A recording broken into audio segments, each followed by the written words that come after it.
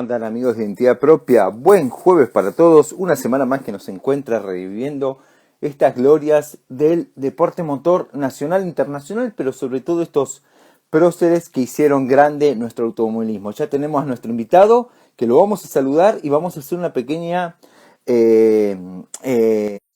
introducción de lo que fue, que ayer le comentaba a mis alumnos de la facultad, de lo que es el apellido Bucci para los argentinos y para los amantes del deporte motor.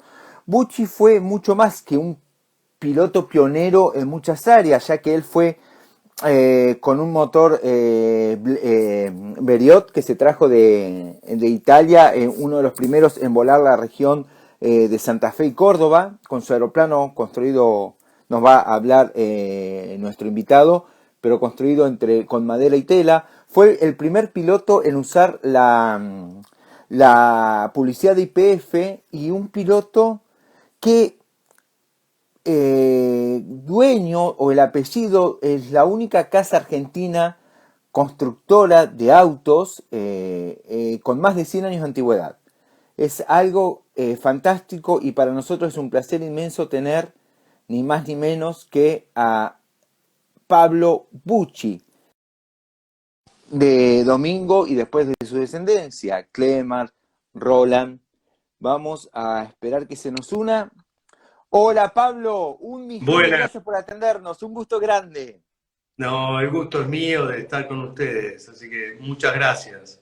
La verdad que es un placer, acá vamos acomodando para que los alumnos ya también te puedan ver. Pablo querido, como a modo de introducción, ¿no? Más allá de lo que uno puede aportar, ¿dónde empieza a nacer? Sé que es en la querida y hermosa San Carlos Centro, donde empieza a formarse en aquel pueblo de la provincia de Santa Fe, a fomentar los cimientos de la familia Bucci. ¿Cómo comienza la historia, Pablo? Mirá, en realidad Domingo nace en San Carlos Centro y de chico ya se va a Zenón Pereira. Y es en Zenón Pereira donde construye aquel Blériot a los 16 años. 16 años, pensemos que en el año 1913 en Santa Fe, en un pueblito muy chico, un chico de 16 años, ¿no? Porque uno pierde a veces noción de la edad y lo que significaba esa época. No había más que 5 aviones en la Argentina. Él era hijo de un chacarero, de una condición muy humilde.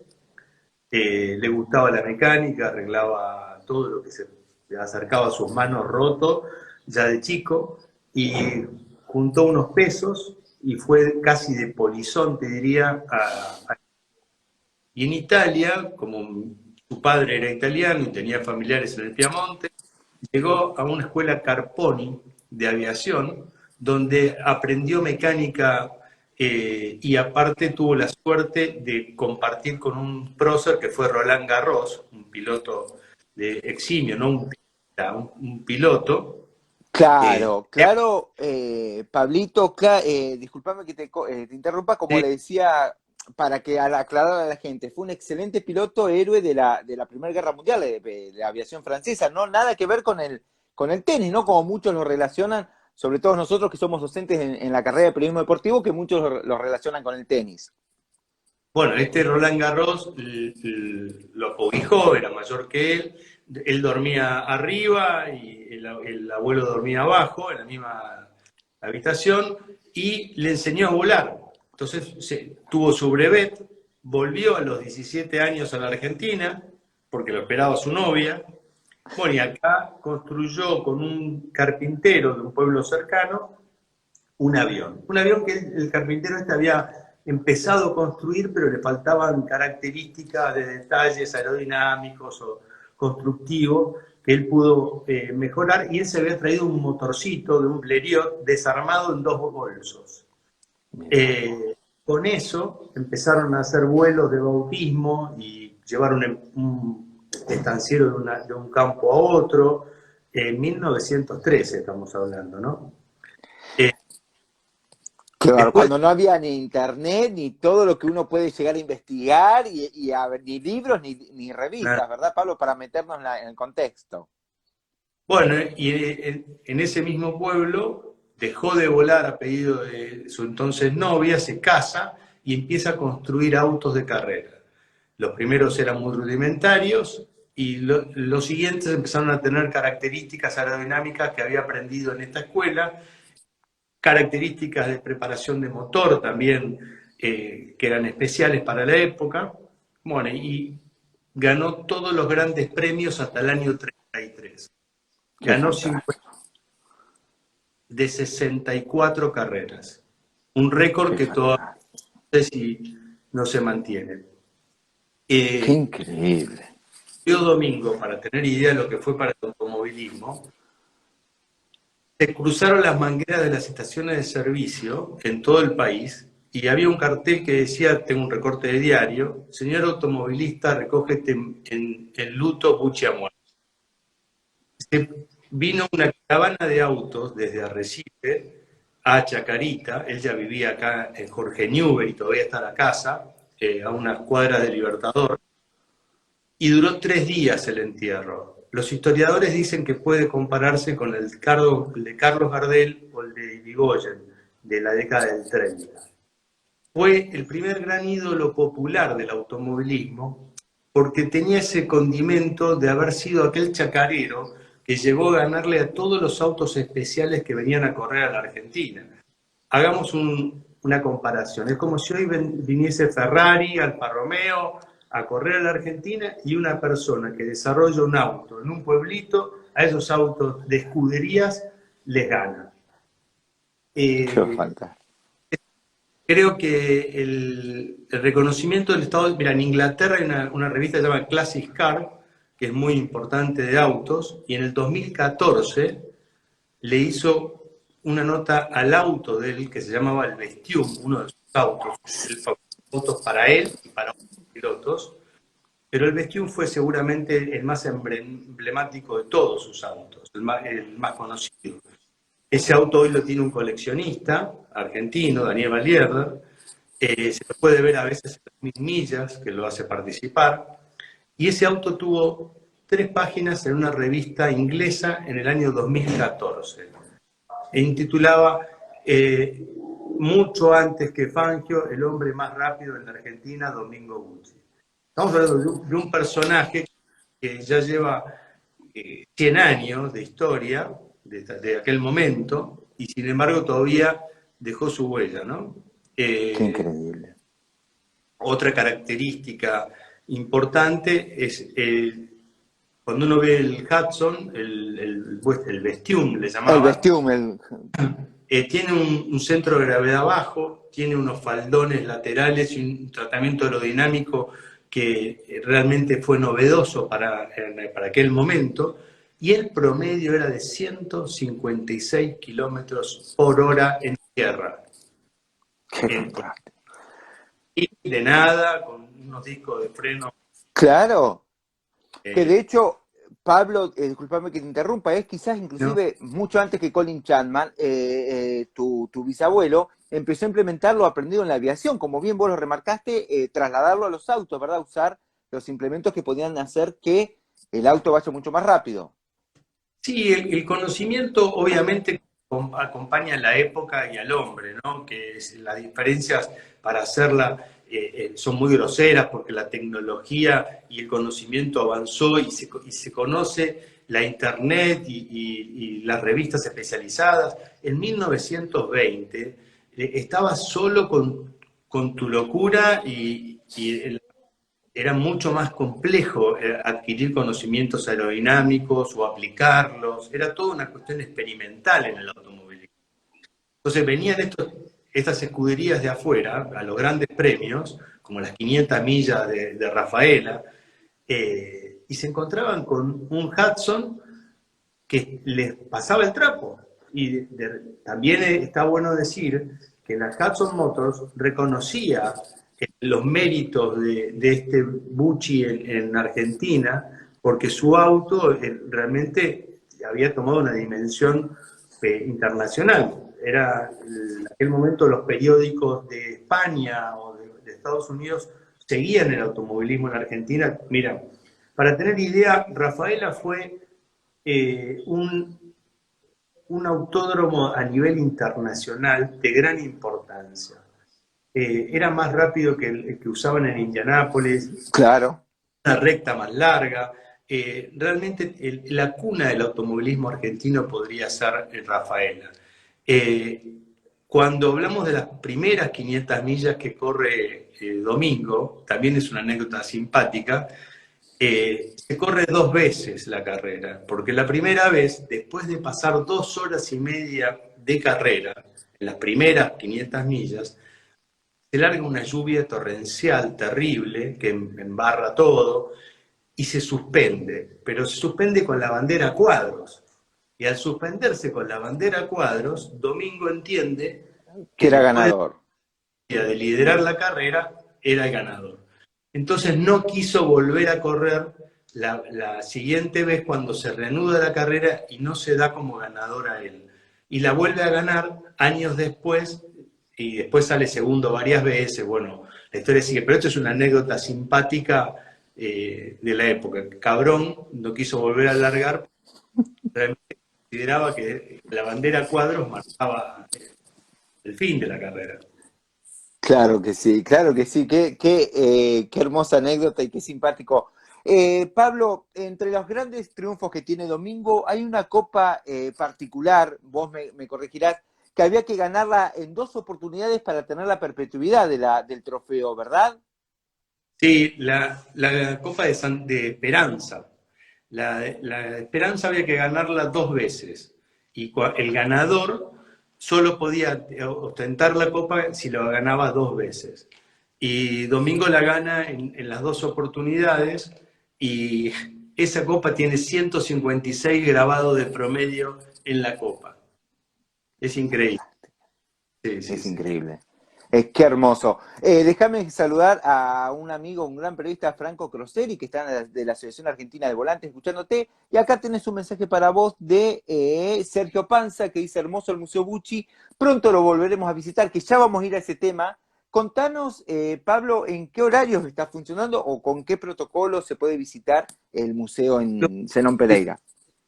Sábados y domingos se puede visitar a partir de las, creo que son 16 horas, y hay un horario de invierno y un horario de verano, ahora a las 16 horas está abierto. Eh, También que vale destacar que la Argentina en aquellos años, como te decía que el autódromo de Rafaela era de los más importantes del mundo, la Argentina era pionera en el automovilismo deportivo.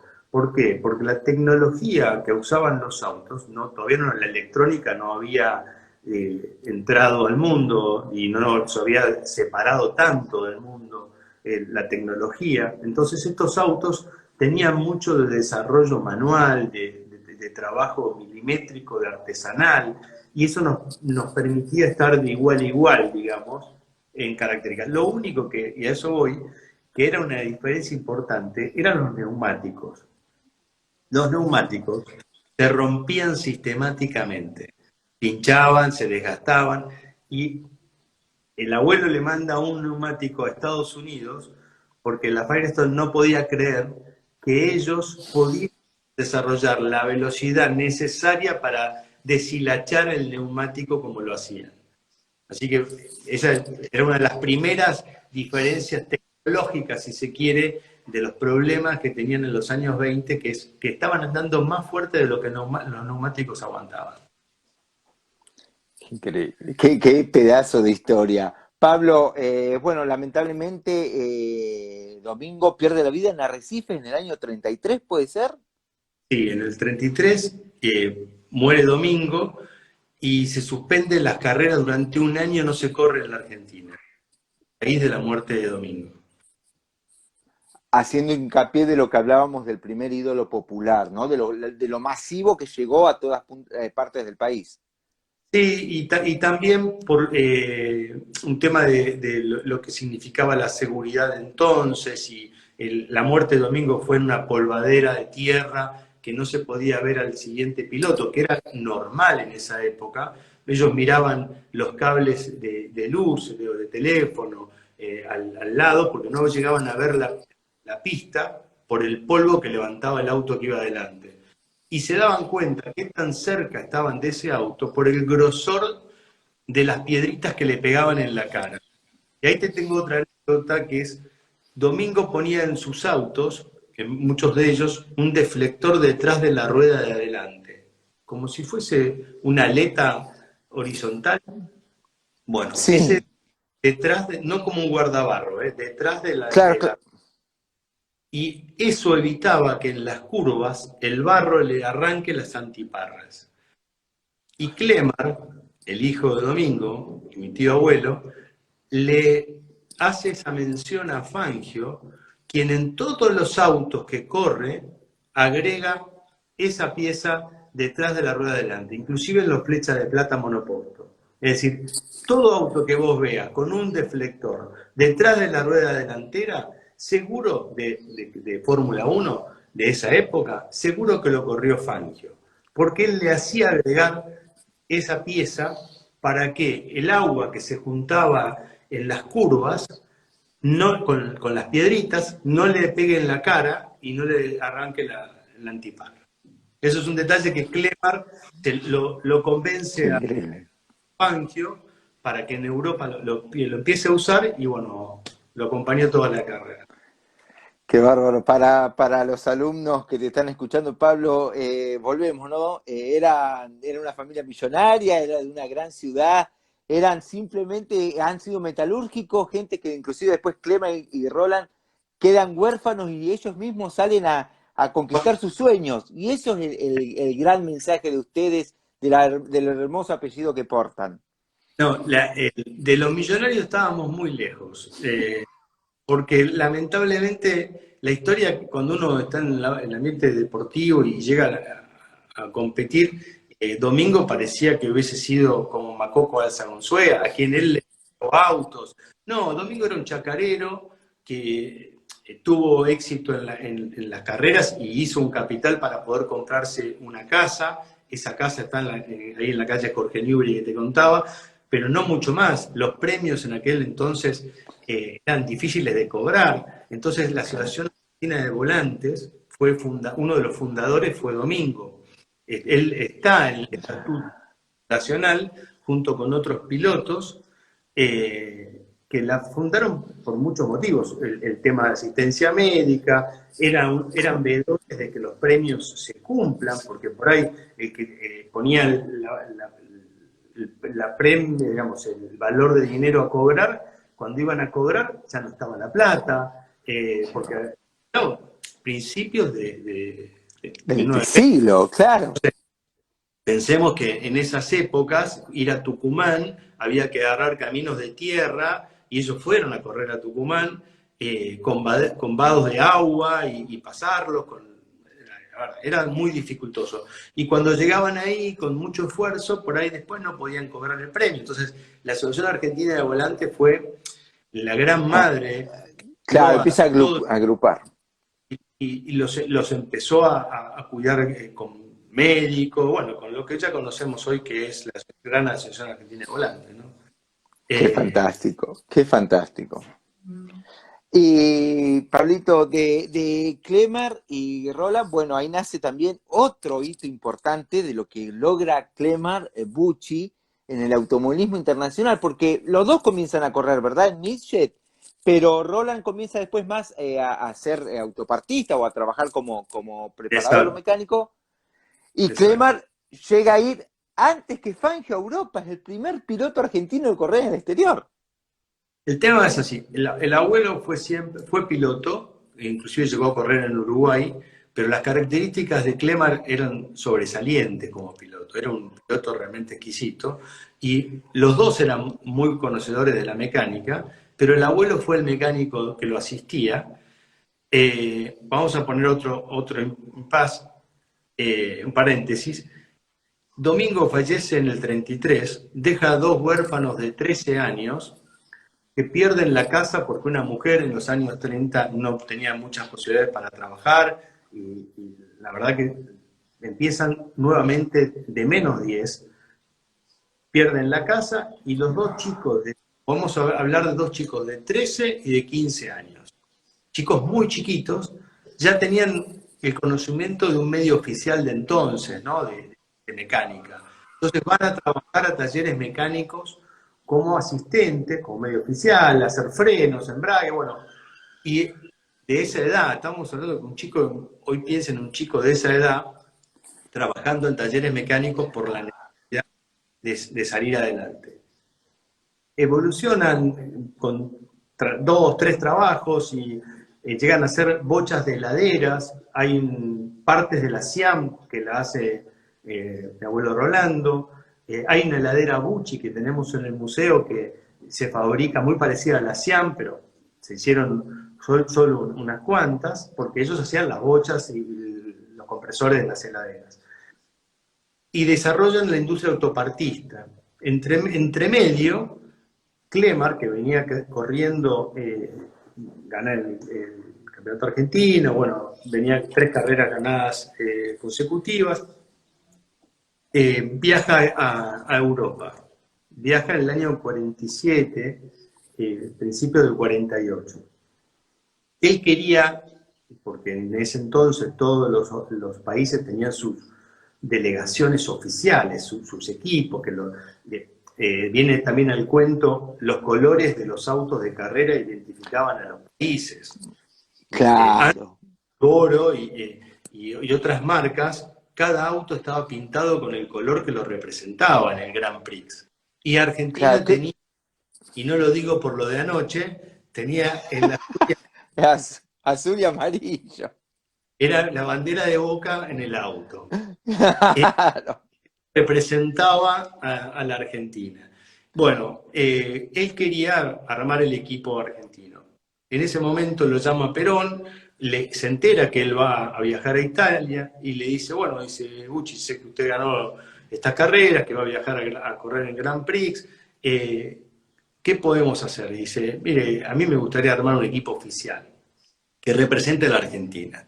Dice, bueno, ¿y qué le parece a usted? Dice, Popolo, Gálvez y Fangio.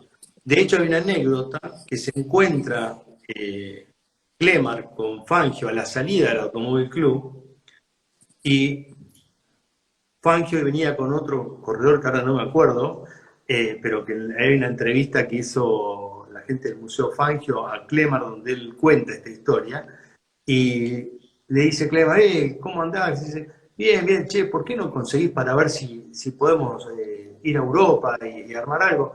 Y él saca del papel del bolsillo y le dice, mira, acabo de pedir para todo, dice, se va a armar el equipo. Bueno, viaja a Europa y hay un telegrama de un señor Aloe, creo que era mayor Aloe en ese momento, no me acuerdo bien, pero está el telegrama, lo tengo, que dice, sus sueños se le cumplieron, los muchachos están viajando para allá.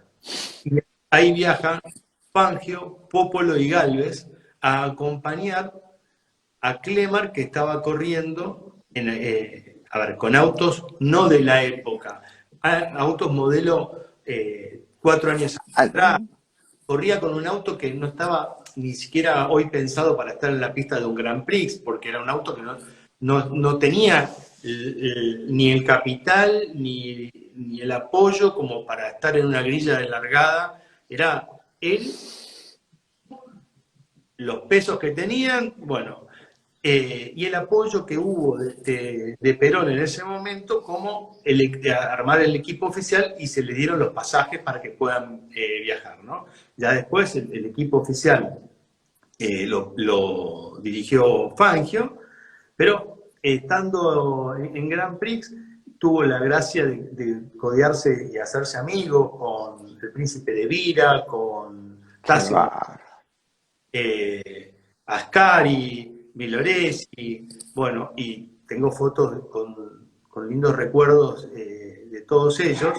Y de Tasio Nuvolari la historia es muy buena porque como vos dijiste que corría en Millet, y es verdad, empezó a los 18 años con un Millet, Clemar, y después del Millet tuvo un Cadillac 16 cilindros que lo había construido su cuñado, que era, su tío, que era el cuñado de mi bisabuelo, que era Eleuterio Docino, que Pedro, hermano, había construido un Cadillac 16 cilindros de Grand Prix. Un auto desproporcionado en peso, de costado para que pueda doblar con potencia, si no era imposible manejar eso en el viraje, ¿no? Entonces, acostumbrado a ese tipo de auto, cuando llega a Europa, sale Tazio Nuvolari a la pista y le dice a mi abuelo, apurate, Rolo, que quiero salir atrás de él. Salen a probar. Tazio Nuvolari empieza a ver un auto, copiaba su manera de deslizarse en las curvas, y así lo estuvieron dando un par de vueltas. Cuando vuelve a boxes, Clemar está todavía en el auto y ve que Tazio Nuvolari viene caminando, se saca lo que usaban, que era un gorro de cuero, y le dice, avete imparato qualcosa oggi, porque él estaba aprendiendo a manejar en esas pistas, copiándolo a él. Y se hicieron amigos por eso. Después lo llevó en el auto a Suiza. Bueno, hay varias anécdotas. Pero el hecho de manejar en millas, de tener ese timing usado, le sirvió mucho, y eso le llamó la atención a un genio, un prócer como fue Tazio, ¿no? Creo que un único. Bueno, y después de esto, el Clemar vuelve a la Argentina. No nos olvidemos que tenía una industria automotriz, automovilista. Claro. En el año 53 desarrolla un auto superdeportivo que se llama Bucci Special 1953. Ese auto es muy parecido a lo que hoy sería la figura del Ferrari Monza, ¿no? Que sale en el 54, y tenemos hoy una remake de ese auto, que es la Ferrari Monza, la P1 y la P2, ese P1, ¿no? Que salió ahora en conmemoración de aquel. Pero si la buscan, el Ferrari Monza y el Bucci Special del 53 son muy parecidos. Él sigue con la idea de construir un superdeportivo argentino. Vuelve a correr varios grandes premios y vuelve después a Europa a correr con Gordini. Cuando los Flecha de Plata, si bien él podía hacer una buena clasificación y nunca tuvo los puestos, pero dice, mirá, cuando me pasaban parecía que me arrancaba la pintura, porque eran autos de una calidad tecnológica de avanzada, ¿no? Y él realmente estaba enamorado de esa línea, de lo que era lo que conocemos como Flecha de Plata. Después, en el año 67, vuelve a intentar hacer un superdeportivo y sueña el Dogo. El Dogo es un auto freno disco en las 4 ruedas. Vamos a viajar en el tiempo, 1969, se presenta en el 70. El auto tenía puertas alas de gaviota, el motor estaba en central trasera, el coeficiente aerodinámico era bajísimo, la posición ergonómica del piloto era apaisada, iba casi acostado, digamos, tirado. ¡Qué fantástico! Nada existía en el momento, es decir, cuando uno veía en el Libertador un Ford Falcon, por ahí un Renault 12, al lado estamos hablando de un auto con freno a disco, en las 4 ruedas, caja de quinta, y las puertas alas de gaviota. Y años después sale el Lotus Spirit, el Carabo, y salen el DeLorean, tan conocido. Y una cierta similitud. Bueno, ese auto no se puede llegar a fabricar en serie, estaba toda la fábrica preparada para empezar ese proyecto. Pero bueno, en Argentina los cambios de gobierno, la política, no permitieron el desarrollo. Ya por segunda vez no se pudo desarrollar un superdeportivo. Lo intentaron en el 53, otra vez en el 69, y a los 87 años, 88 años, cuando ya uno empieza a pensar dónde está más cómodo, en qué sillón, Clemar todavía tenía, como digo yo, un hot rock. Tenía un motor que empujaba a un hombre grande. y él quiso volver a ser un superdeportivo. Entonces empieza un proyecto con un motor Mercedes de 12 cilindros, 600 caballos aproximadamente, una caja Cima boloñesa de 7 marchas, que se la compra a Horacio Pagani. Horacio, con el cual tuvo una amistad, a los 15 años viene a Buenos Aires y en la rural ve el Dogo exhibido y él cuenta que se enamora de ese auto y bueno, es una de las cosas que lo motivan a ser quien es hoy, ¿no? Un prócer. Qué bárbaro. Clemar intenta nuevamente hacer un superdeportivo de desarrollo nacional. Esta vez en carbono. Bueno, a los 90 años, por la vida tiene esas cosas, como decía, es la carrera que nadie quiere ganar, ¿no? Tal cual. Y yo tomo la posta del proyecto y empezamos a trabajar con un equipo al cual nos llamamos la Escudería Bucci, fundamos la Escudería Bucci y construimos un superdeportivo íntegramente en Argentina. Cada unidad sellada, cada pieza del auto, las llantas fueron coladas, mecanizadas, todo fue hecho acá en Argentina, menos el motor, la caja, el resto se desarrolló acá. En talleres prestados, porque vamos otra vez al caso, yo no soy una persona de mucho dinero, todo lo contrario, me prestaron talleres, lugares donde trabajar y durante la noche trabajamos en ese auto y en el 2013... Pablo, discúlpame un segundito más. O sea, ¿hicieron qué? Las llantas, los relojes, las luces, todo íntegro.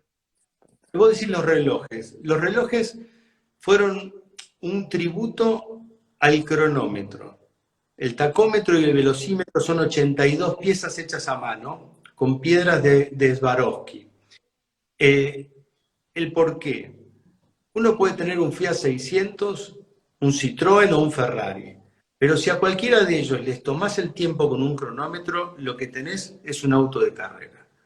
Entonces, el cronómetro es la varita mágica que da vida al deporte automotor. Entonces fue un tributo del auto a esa pieza mágica, ¿no? Al cronómetro. Después pusimos detrás de los relojes 2 pantallas apaisadas, escondidas en el tablero. El tablero y el auto están hechos con cueros de Fonseca, una curtiembre argentina de Avellaneda que nos apoyó con los cueros de una calidad extraordinaria que no hubiéramos podido sino adquirir. Estas dos pantallas tienen cámaras a los lados. Entonces eso hace que el piloto, conceptualmente, estamos diciendo que un piloto no puede abandonar la vista a la pista. Porque cada vez que hace a un auto que debería andar a 340 kilómetros, avanza cientos de metros. Entonces, al tener las 2 pantallas detrás de los relojes, hay una visión de lo que está pasando a los lados del auto y empezamos a ver conceptos que un prototipo tiene que marcar. Un prototipo debe de marcar conceptos, cosas innovadoras, nuevas. Entonces, este prototipo, como era un tributo a Clemar, a Domingo, y a los 100 años de historia que se cumplían, fuimos más allá. Desarrollamos un cono, digamos, de aerodinámico que entra el aire por las toberas del frente, se acelera como un Venturi y sale despegado por unas ranuras, despegando el flujo laminar del auto. Desarrollamos el piso del Lotus, creo que fue del 78 o 79, que pontón central. Entonces vos cuando te tirás abajo ves todo un desarrollo aerodinámico, diciendo que los autos hay que desarrollarlos tanto aerodinámicamente, tanto en la parte de arriba como en la parte de abajo, para que puedan tener el grip, la sustentación que uno quiere. Bueno, hay que hacer un trabajo. Y no el alerón, que el alerón siempre está supliendo algún error de diseño. Claro. Entonces, fueron conceptos. Los escapes están en una posición lateral, adelante de la rueda trasera, y son todos planteos que en ese momento eran novedosos. Después habló del 2013, después salieron automotrices con cámaras en los costados, y el Nissan creo que se llama el GT, ¿El GT? no, pero es el de Le Mans, que Ah, es que le pusieron, que tiene una sustentación enorme. Bueno, tiene exacto. el ingreso por delante del aire dentro del auto, se acelera y genera un efecto similar al que habíamos planteado en ese prototipo. Así que bueno, son gustos, placeres que uno se da, ¿no? Y el Salón Internacional del 2013 nos invita a presentar el auto en el salón, hace un homenaje a Clem Arbucci. En ese año el salón creo que fue una de las primeras veces, o la primera, que hace tributo a Clem Arbucci, entonces en los carteles lo mencionaba, y nos invitan al lado de la Chevrolet a poner un stand. Imagínate las luces de los rollos de los stands de arquitectura, de todo.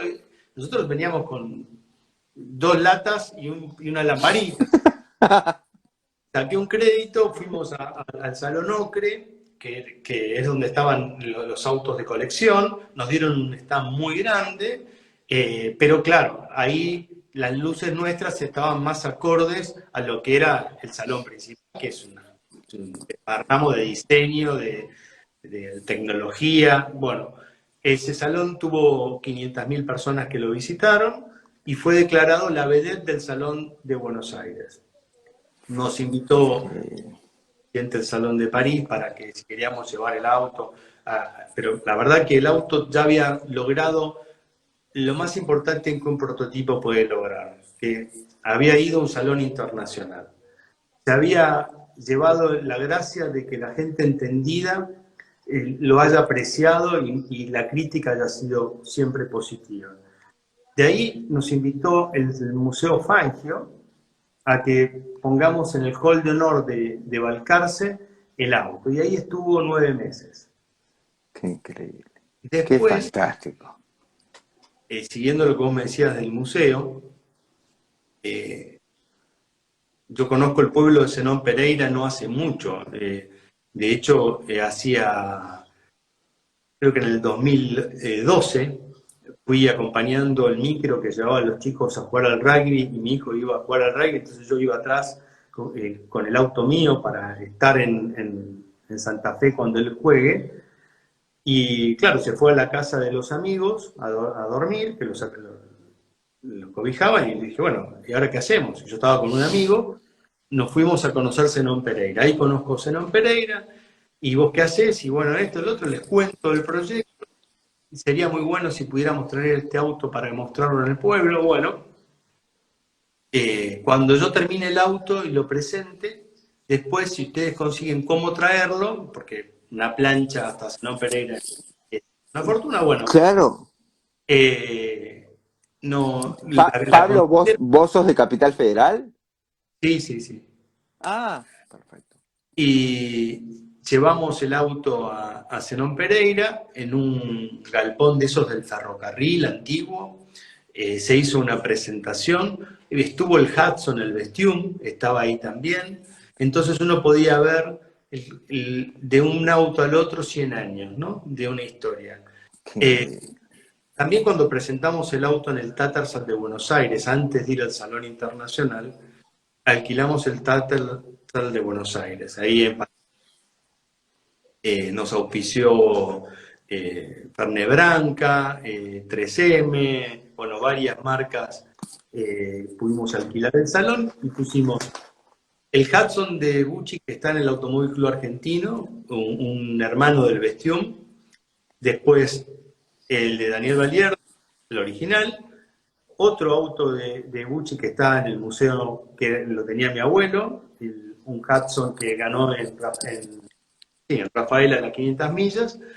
y los flechas de plata, el dogo, y uno caminaba cuando entraba a la presentación, y mientras que recorría 100 años de la historia del automovilismo argentino. Es decir, todo lo que serían hoy llamados los concept car, todo lo que serían los autos de carrera, toda la historia de la familia.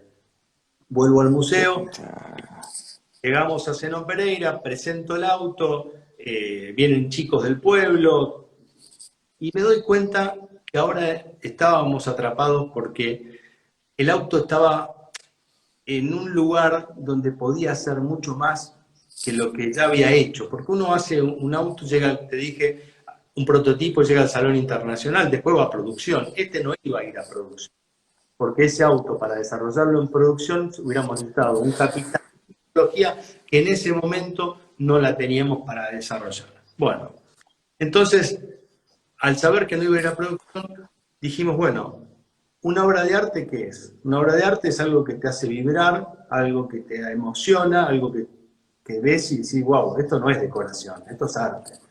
Cuando logramos cambiar un poco la idiosincrasia de un pueblo con el Special se transformó en algo más que un superdeportivo, porque tuvo una misión aparte, per se, que ayudó a generar un flujo turístico en el pueblo donde nacieron mis abuelos, que es un pueblo de 1.500 habitantes, hermoso pueblo, con casas de masón.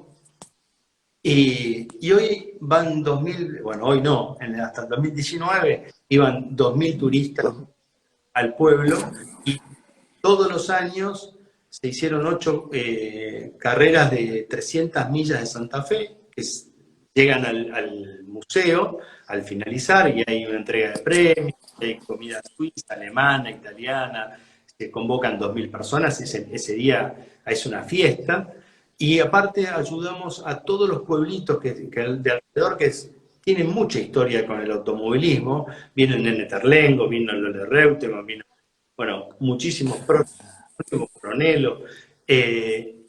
Ese recorrido turístico yo lo llamo la tierra de los motores. En Santa Fe es la tierra de los motores. Ahí es la cuna de la gran mayoría de los del automovilismo. Y es lo que busca el turista cuando va a Europa. Va a Europa y va a Módena. Y en Módena Claro. motores. Bueno, en Argentina la tierra de los motores es Santa Fe. Entonces, cuando uno tiene un proyecto que puede derramar y puede ayudar, es como que empieza a tomar otra dimensión de las cosas. No lo pensás, yo no lo pensé antes. El transcurso de las cosas me fue llevando a entender que podíamos hacer mucho más de lo que habíamos hecho, que era un superdeportivo. Entonces, nos donaron una propiedad por unos años en el pueblo, montamos con ayuda del pueblo el museo, y hicimos una fundación para que tenga los autos dentro de ella, y bueno, hoy la visita mucha gente. Y también es poner en valor uno, para hacer un auto, solamente hay que trabajar inteligentemente con gente calificada y se llega a construir un auto. Pero hacer una marca, que ese auto después tenga un reconocimiento de una historia. Y cuando en Argentina decimos, bueno, ojalá algún día tengamos una industria automotriz, una marca, bueno, hay que trabajar primero la marca. Y entonces ese museo también ayuda a esa raíz de esa marca, de esa historia, que algún día volverá a tener otro prototipo, otro proyecto automotriz, quizás con mejor suerte, Dios quiera, y se pueda concretar. Es eso, es Qué pasión, hermoso. y creo que es eso que te saca de la cama, que te hace olvidar los problemas diarios, es eso que te ayuda a ver más adelante, y creo que algo en la vida te tiene que apasionar. Para enfermarte menos hay que buscar algo que te apasione. Algo que... Hermoso. Uno te escucharía horas, Pablo. La verdad, qué hermosa anécdota, qué hermoso tenerte acá. Pablo, ¿cuál es tu presente? ¿A qué te dedicas vos? ¿Estás relacionado al deporte motor o porque te hiciste cargo de un proyecto apasionante y lo llevaste a cabo con creces. Yo trabajo en la industria farmacéutica hace 25 años en una empresa nacional Ah, muy importante y también desarrollo un proyecto que Dios quiera en algún momento podamos mostrar y compartir. Eh, pero bueno, vamos despacio por las piedritas, despacio. eh, con lo que tenemos, no contaminados con nada, ni tentados con nada. Nuestro calibre es este, nuestras posibilidades son estas y en consecuencia vamos a esa velocidad. Vos ya sabés que en el automovilismo, para ir más rápido, solamente hace falta más dinero. Exacto, exactamente. El Pincho Castellano me dijo, los autos andan a nafta, no a plata, no a nafta. Así que es como vos decís, Pablo. Pablo, ¿es cierto que tu tío Rolando te regaló a los 3 años un Italmoto de 35 centímetros cúbicos, una motito? Cuando vos Sí, tenías 3 años. estaban en Europa y me trae de San Juan una moto, yo tenía 3 años, la todavía recuerdo, además, la tengo y por más que, mira, me casé, todo, la moto me acompañó en mi departamento de soltero, dentro de un lugar, no, ya va más allá de la moto, hay cosas como los autos que pasan a ser recuerdo. Mira, te voy a dar un ejemplo. Vos hay objetos o situaciones que te conectan con tus seres queridos. Yo cuando estoy al lado de un auto, estoy al lado de mi abuelo, Qué este lindo. lugar es como que hay una conexión, ¿no? Cuando vos subís a un auto que tuvo tu familia y sentís el olor del tapizado, es increíble como la cabeza te lleva. Algunos subirán a un Torino, otros subirán a una Chevy. eh, Hay siempre un recuerdo familiar en cada uno de los autos, o en un 600. Y para mí esa moto no es una moto, es un recuerdo de mi abuelo, una pasión. Yo la armaba y la desarmaba a muy temprana edad, como quien juega con un rastri. Bueno, a mí me la hacían desarmar, limpiar y volver a armar. Y son Qué gracias que hermoso. tuve. Y trabajo, como vos me preguntabas, de los 16 años. No estoy en el automovilismo deportivo, probé Fórmula 4 en Tucumán con un amigo, me presta el muleto y giré, hice buen tiempo, pero Muy bien. en una chicana yo empecé a hacer rebajes, el auto tenía freno de cinta, no frenaba, no bajaba la trompa, entré con el rebaje zafé y me di cuenta que si lo rompía lo tenía que pagar mi mamá. Y yo no puedo pagar eso. Entonces me dicen, ¿hiciste buen tiempo? Sí. No, le digo, no puedo. Claro, uno no se da cuenta hasta que no, la curva se te viene encima bueno, y en ese segundo la locura de pensar, ¿y si lo rompo?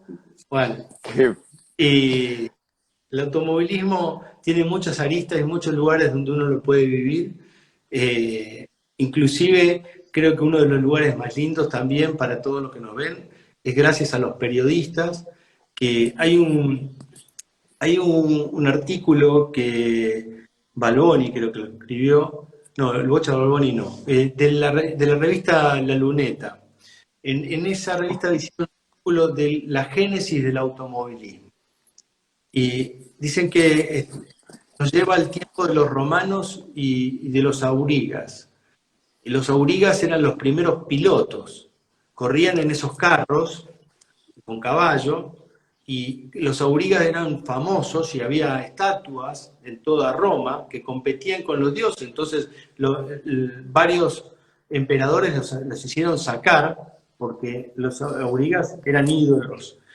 Y dice que la génesis del hombre con el automovilismo nace en esos tiempos donde se graba en el código genético, y por eso cuenta él en la nota muy simpática que cuando le das un autito a un chico de 2 años que nunca vio un autito, se pone a jugar desaforadamente, apasionadamente, por ese mensaje que hay grabado en los genes, ¿no? Y los qué periodistas te increíble. son los que permitieron con una radio, yo en el museo tenemos un lugar, cuando entran a la derecha, que está dedicada al periodismo automotor. Porque mi bisabuelo corría en los años 20, te dije, empezó a correr mucho antes, no había televisión, obviamente, y las radios eran muy pocas.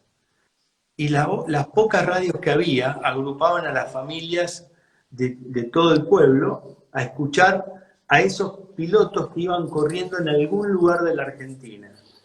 Entonces, los que construyeron esa pasión por el fútbol o por el automovilismo son los periodistas. Los que transmitieron esa génesis, esa emoción a través de un micrófono, antes que la imagen, fueron los periodistas. Por eso Borocotó, todos ellos, cuando escriben y relatan, eran novelas, y después hasta versos que hacían dentro del mismo, ¿cómo se dice? No es párrafo, bueno, la misma nota, hacían versos sobre las carreras que estaban describiendo. Entonces, en base a eso, y como le hicimos a los relojes el homenaje en el auto, en el museo le hicimos el lugar al periodismo desde que se inauguró. Ese espacio lo consideramos muy importante porque el automovilismo no sería lo que es hoy si no lo hubieran transmitido. Hay un señor Heraldo que falleció, 94 años, en el pueblo, que nos contaba que su padre, que era amigo de Domingo, tenía una pequeña radio y todo el pueblo iba a escuchar la carrera que les estaba describiendo algo que ocurría a kilómetros de distancia. Y vuelvo a viajar en el tiempo, en los años 20, las calles de tierra y la pasión a través de una caja de madera, ¿no? Esa es la magia. No, la magia de escucharte a vos, Pablo, con tu bagaje cultural, cómo te expresás, la verdad que es hermoso. Me llevaste a viajar al tiempo. Mira, tengo tantas preguntas a los chicos que ya es hermoso escucharte y te agradezco de todo corazón. Gracias. Pablo, la verdad que es un placer. Acá hay una, entre tantas anécdotas, acá Oviedo Boy dice, contar la anécdota en donde un coleccionista de autos tenía un libro numerado muy, muy caro y exclusivo, y vos te sabías de memoria en qué página estaba un artículo sobre tu bisabuelo. Si ahí, No, si nos querés contar. no, un señor que tiene una colección muy importante de autos, en una atril tenía un libro que es el Grand Prix de Mónaco, y en ese libro, en una página, está Clemar, antes que Fangio, corriendo en Mónaco. Mira, la historia que uno cuenta, en la que uno vivió en la casa, ellos fueron, uno dice Mónaco y parece como que habla de cosas grandilocuentes, ¿no? Pero eran lugares donde iban a jugar, iban a despuntar la pasión. Y bueno, eso es lo que, así como esa moto, vos me preguntás, ya no es una moto, estos recuerdos son parte de una vida dentro del automovilismo, dentro de la pasión que nos une a todos, seguramente lo que estamos en estos momentos en esta charla, ¿no? Qué hermoso. Acá Juan de la Costa de San Carlos Centro, mira vos, donde comienza un poco todo, de Santa Fe, dice que nos digas qué representa o cuál es el legado que te gustaría o que quiere dejar o que está dejando el apellido Bucci en las generaciones siguientes. Mira, a nosotros no nos fue nunca fácil, como a nadie en la vida le es fácil las cosas. Yo creo que la vida siempre tiene problemas a resolver y a veces uno tiene la virtud y la gracia de resolverlo bien, y si se esfuerza inteligentemente uno puede alcanzar el éxito, ¿no? En lo que hace. Lo importante es saber que siempre uno puede alcanzar cualquier objetivo si se esfuerza inteligentemente. No importa que hayas sido un chacarero, que hayas sido huérfano de padres, que no tengas un gran capital, si sabés lo que querés hacer y eso que haces ayuda a mejorar lo que había antes que vos vengas a este planeta que gira y nos acompaña a todos, ¿no? Tiene sentido. Y de eso se trata. Hay una banderita en un logo familiar que dice hasta el último aliento. Y eso sí. Pablo, la verdad que es un placer inmenso. Ha sido un placer compartir. Te iba a robar 40 minutos, pasó una hora.